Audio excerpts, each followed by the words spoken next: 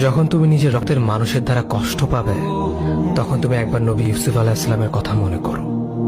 তিনি কিভাবে নিজের ভাইয়ের দ্বারা প্রতারিত হয়েছিল। যখন তোমার বাবা মা না বুঝেই তোমার বিরুদ্ধাচরণ করে, তখন নবী ইব্রাহিম আলাইহিস সালামের কথা মনে করো। তার বাবা তাকে আগুনে নিক্ষেপ করায় ভূমিকা রেখেছিল। যখন তুমি সমস্যা থেকে পরিত্রাণের জন্য কোনো পথ পাবে না, তখন ইউনুস আলাইহিস সালামের কথা ভেবো। তিনি কতটা সময় তিমি মাছের পেটে আটকা পড়েছিল। যখন তোমার নামে কেউ মিথ্যা অপবাদ ছড়িয়ে দেবে, তখন মা আয়েশা রাদিয়াল্লাহু আনহার কথা মনে করো। তার নামে পুরো শহর জুড়ে কুৎসা রচনা করা হয়েছিল। যখন তুমি অসুস্থ ব্যথার যন্ত্রণায় কাতরাতে থাকো, তখন নবী আইয়ুব আলাইহিস সালামের কথা ভেবো। তিনি ভয়ঙ্কর এক ভাইরাসজনিত রোগে আক্রান্ত হয়ে তোমার থেকে বেশি কষ্ট পেয়েছিল। যখন তুমি দিনের কোনো বিধান নীতিতে যুক্তি খুঁজে পাও না, তখন নবী নূহ আলাইহিস সালামের কথা ভেবো। তিনি কোনো প্রশ্ন ছাড়াই মরুভূমিতে নৌকা তৈরি করেছিল।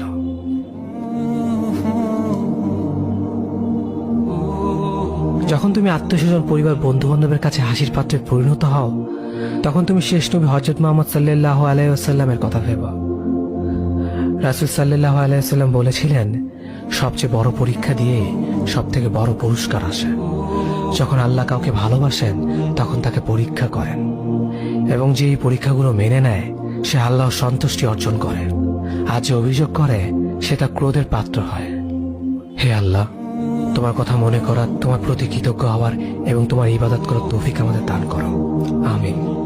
যেভাবে তুমি সন্তুষ্ট হও, সেভাবেই আমাদের পরিচালিত করো।